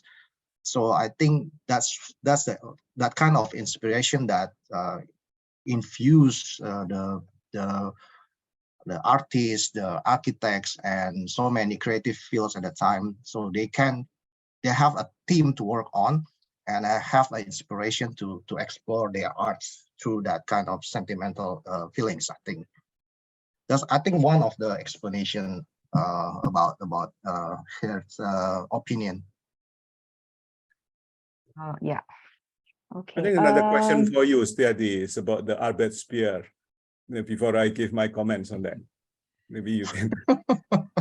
Because I'm of course, having a very comment. strong architectural statement is very always sexy for architects to refer, right? Whether it comes from the Nazi Germany or the Soviet Union or whatever, or the democratic architecture seems to be not that, not that strong. The fascist architecture seems to be very, very heroic, patriotic, and it came handy in the 1950s for the Indonesian, who is very, very thirsty for association or identity creation, right? So very strong architecture, so to be very in demand at the time, and also for the 1920s and 30s as well, I think. Maybe it's just maybe, big maybes. Yeah, but I think I want to connect this also with the recent one, because this is very universal. It's not just about Arbeitsspier, but also about the new Indonesian capital as well. If you look how prominent is the symbolism, the axis, symmetry, scale, is repeated from time to time. Even the choice of name, Nusantara, what's the difference with Germania, right? So it's the name of a country, it's become the name of the capital city. So it's the mentality of the power, the mentality of the state, of some people who still believe that architecture or urban design is a very deterministic. So you can create this kind of greatness, a country built upon this symbol. Of course, you can see also this in Washington, D.C. with the Freemasons principle, Masonic principles, diagrams, and also in Naypyidaw. Although Naypyidaw, in Burma, the ideology is more on security and control. But it's not just about monument in Jakarta, but also the preoccupations with this geometry and the symbolisms is universal. But I don't know whether it's still valid for the era of climate crisis, and the era of the priority is toward the environmentalism rather than to this symbolism. Yeah, my question as well. All right. And now from the audience as well, we have Olga sharing an article about question from Obe, and then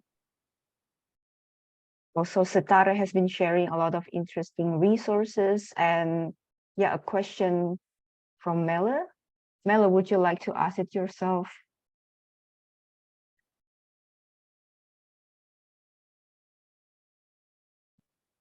I think Johannes already did that. Johannes and Setare already got into it quite nicely. Yeah, I was triggered by Setiadi's a quick slide in which there appeared Albert Speer. So I was asking why did he do that, but he already got into it. So thank you. Right. So Obe, you said that you have more questions. Would you like to ask it right now? Yeah, okay. I have a question for Seti. Hi, thank you for your presentation too. It is a long time ago that we saw it, but it's still here in my mind. Hey, you showed us buildings from the 50s, the architecture of some of these buildings, including that of the Silliman, was in line with the international style. That's what you have said too. Yeah. International did not mean national. That was exactly, in my opinion, the problem during that day. What are we doing? Make we international or national orientated style? And other buildings in your presentation were a modern version on pre-war architecture in Indonesia, the large roof overhang and the ventilation systems and attic spaces pure for the ventilation.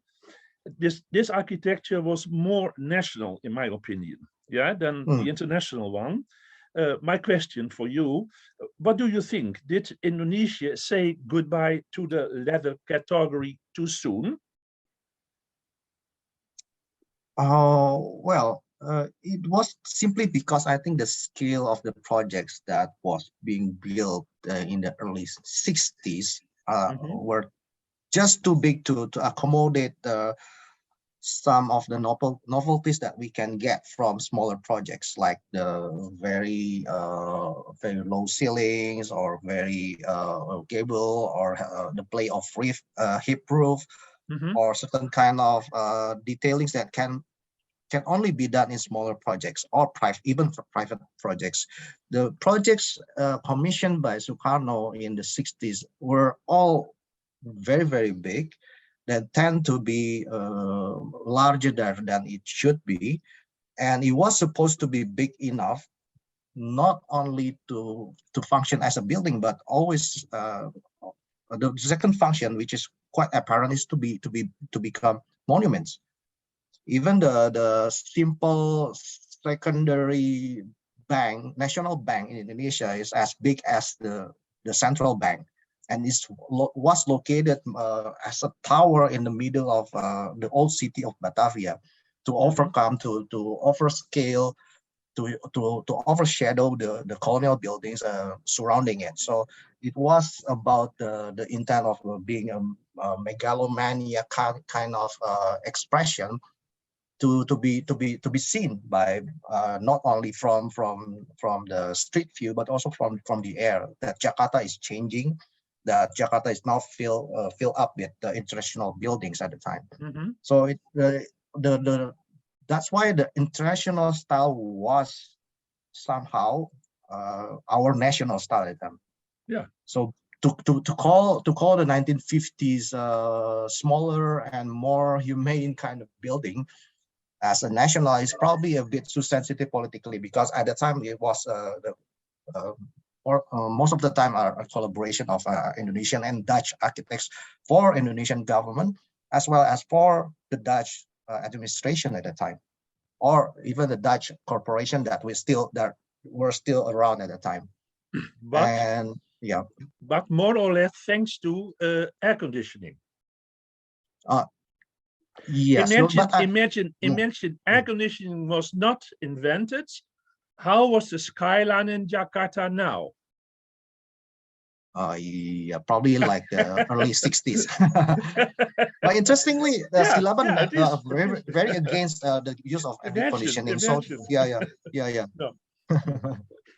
So air conditioning probably only appear a bit later, early 1970s. No, but so it has something to do with what Johannes said, because in his presentation he showed us many roofs, and all these roofs, Otto Frey roofs. The roof is, in my opinion, a very important point in the tropic architecture, and that's exactly what I saw in Johannes's presentation as well. Maybe is that more or less a mark for the Asian architecture, but I ask him now, is it true or not? I think Silaban is more pragmatic, right? Because it's not really about architecture. He's not an architect. He's not educated as an architect. No, he's autodidact.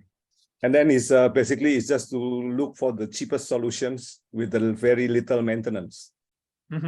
So he found that concrete probably is something that can be less maintenance compared to that. He tried to put up the brise soleil, right, the sunscreen, but I don't think it really works, right? Same also with the Bauhaus building in Dessau. Yeah. It's terrible, the most horrible building climatically inside there. And the only best space in the Bauhaus in Dessau is the working space for Walter Gropius at the middle, at the bridge. The rest is inhabitable. Right, but it's also some architecture. But, sometimes it's just about. But it's sensational too. I mean, that is, yeah, isn't it? Yeah. Sorry. Yeah, I think Slaban design is an overkill in terms of climatic protection. Is protect too much sunlight until the interior is so dark. But it's very cool, but it's very dark. So he never really maintains the balance of that, but he seems very, very, very certain about his design. So he kept doing it and making more and more deeper and deeper in between spaces and as protection. So yeah, in some way it works to lower down the temperature, but it's creating a very dark building inside. Okay. Yeah, so we still have a couple of minutes now before the end of the webinar. So I believe now is a good time for us to invite our panel of speakers and commentators for a closing statement. So let's start from our commentators first. Setare and Obe, would you give some closing remarks? No, I don't say anything more. We have just 7 minutes, and Saderan, it's your turn now. All right, please, Setare. Obe's time is yours. Closing statement. Well, I think something that remains with me, as I've made a lot of notes as well from this Q&A, is how we should marry the process or with the artifact or with the end result, and something that is, I think, inherent with the change in how we perceive institutions and how we perceive making architecture, and also how we engage with archives. So the answer that initially was given to me in a bit before by Johannes, that the intangible is permanent and the tangible is impermanent, is something, yeah, I think I will take with me for further discussions.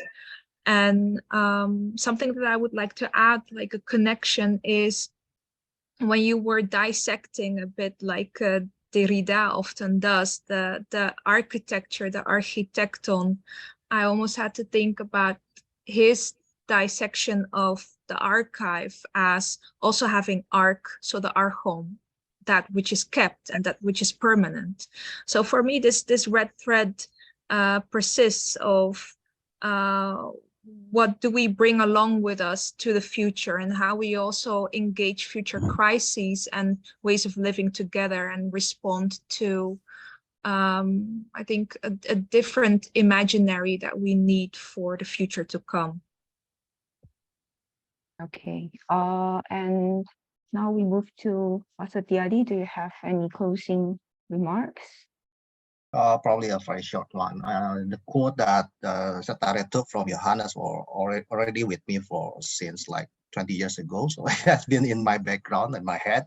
And whatever that we do in Indonesia is about to embrace what the things that we happen to see as mundane, everyday kind of thing, as well as the works created by architects, designers, and also by the general public as in the form of vernacular architecture. But we keep in mind about that quote all the time to really understand, to understand better our built environment. So thanks for the opportunity to bring this up again in the forum. So yeah, that's all. Okay, and by Johannes Vitodo. Okay, I just want to continue what Setare wrote on the last chat with the role of the Dutch. So I just asked myself, so what, well, we are talking about colonialism, we're talking about imperialism, but is there something good that the Dutch given us, Indonesians? So I'm thinking a lot, because one, of course, we have 3 different types of imperialists and colonialists. The worst type is the Portuguese and the Spaniard. They just kill everyone and convert everything and turn all the pyramid into churches. No oppositions, nothing. second worst is the British, because it's turned us into very stiff civil servant prototype things. The Dutch is a very good. You know why? Because they give us freedom. Buitenzorg. You have to fight for it. Yeah, carefree. Okay. Yeah. You know, we hybridize everything. Yeah. We take Yeah. everything. I think this freedom is really that is makes our architecture in Southeast Asia, and especially in Indonesia, so-called the Indis Tropis our discourse, it's become very interesting because of this hybridness, because of the inclusiveness, the openness of form and experimentations. And this cannot be found in the British colonial settlements, for example. Singapore, Penang, Malacca is very boring. Yeah, even India or even Burma is very boring. But all this Dutch colony in Suriname, Dutch colony in Indonesia, It's colorful. it's very happy place. Yeah. Carefree, Sanssouci, right? At Buitenzorg, the city of Bogor, where the Chung reside now. I think that is the best gift of the Dutch to Indonesia. Okay, thank you. I think Thank you. those remarks has perfectly sums up our discussion today. And I'm very glad today because from discussing this Amsterdam School art and architecture style, then we have branching out to discuss so many different aspects of our lives. And I'm become more optimistic, I think, that architecture actually can be relevant again, I guess. So I'll thank you again to our great panelists today, Setia Sopandi, Johannes Widodo, Setare Nurani, and Oben Norbraus for sharing with us such valuable knowledge and thoughts. Thank you also to Ibu Hasti and all headship team with Melle, Adis, and Max for ensuring the discussion to run smoothly. And last but not least, thank you to our wonderful audience today for being here today and participate in this discussion. I hope this webinar could ignite more critical discussion in the future. And I will now give the floor back to Melle. Please, Melle. Yes, thank you, Anita. You already nicely wrapped it up, but I'm just here to say thanks also on behalf of Museum Het Schip for everybody, the participants, the commentators. If you wish to have a certificate of this webinar, you can email your name and your the webinar you attended to info@museumhetschip.nl.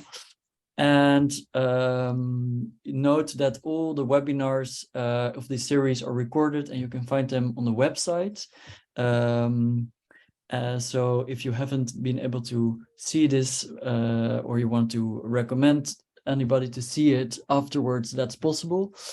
And through the link that I will post in a moment, you can also register for our next webinar that will be on the 3rd of May. That will be, we will invite 3 speakers then, and the webinar is called Batik in Motion, Between a Heritage, Artistic Practice and Design in Indonesia and the Netherlands.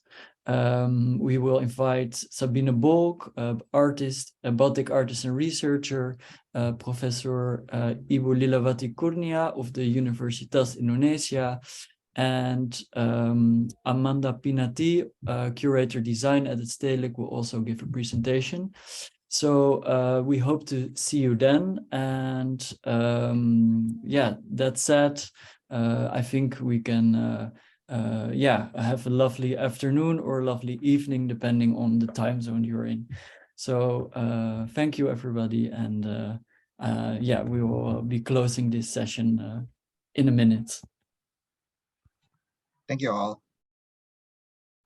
Thank you so much. Thank you. Bye-bye. Thank you. Thank you. Bye. Thank you, Anita, for what you've done. Thank you, Obe. Bye. Thank you, everyone.